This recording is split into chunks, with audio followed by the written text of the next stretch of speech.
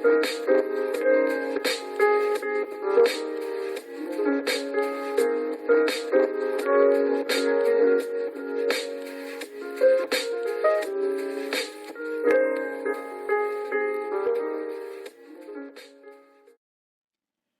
used to vision a space while sitting in meetings and trainings and traveling across the country.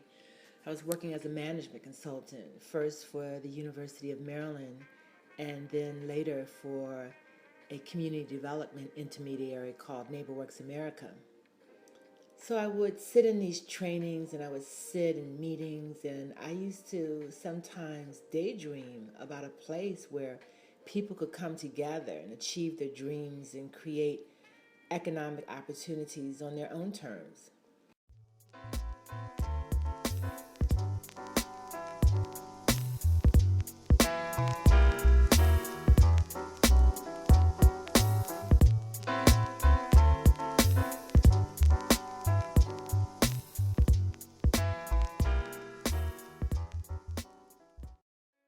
So for me, the question became, how do you work towards dismantling some of those systems, those structural systems of disenfranchisement?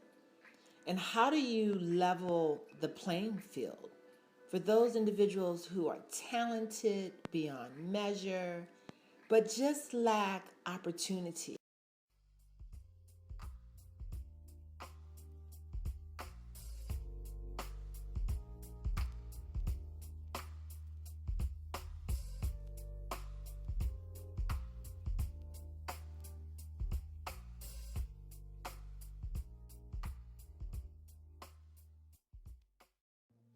Oftentimes when people are looking to host or house an event or a program, the space is the thing that's out of reach.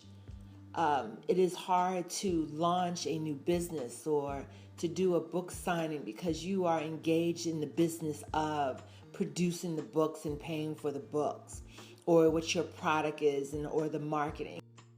We work in conjunction with a network of what we call community partners or community stakeholders who have resources that they bring to the table.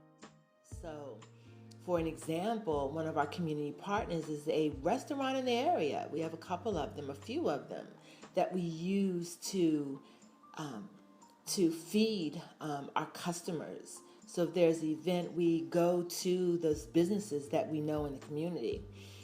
Services, such as photography services and video services. Those services are key to businesses because A, they're tools for marketing, and B, they help to tell the story. They help to tell the individual story, the entity story, as well as the story of the living well.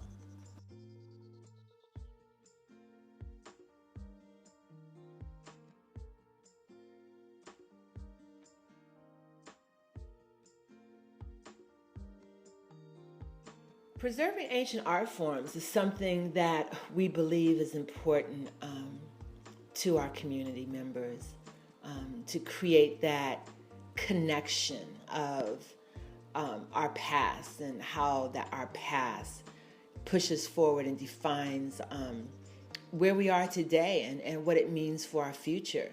So the Living Well has, in a very organic way, positioned ourselves as a institute, if you will, for the study of music and dance from the African diaspora.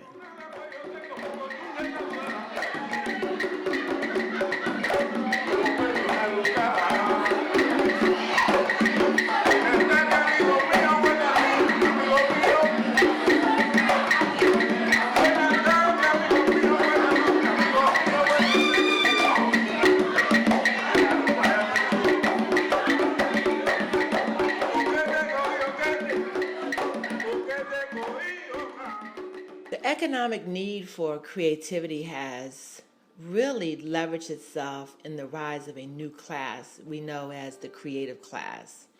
We know that about 38 million Americans, 30% of all employed people, belong to this new class. The creative class includes people in science and engineering, architecture and design, education, arts, music, and entertainment, whose economic function is to create new ideas, new technology, and or new creative content. This is what's called the creative economy. There's a moment that I get to experience with my work that supersedes the challenges of what comes with building community. And that is the moment when you can hear the excitement and witness the elation of someone who has passed the finish line and turned their idea into action. Xavier de Souza Briggs says that social capital is the stuff we all draw on all the time through our connections to a system of human relationships to accomplish things that matter to us and solve everyday problems. We're devoted to soulful expression, conscious expansion, and optimal wellness.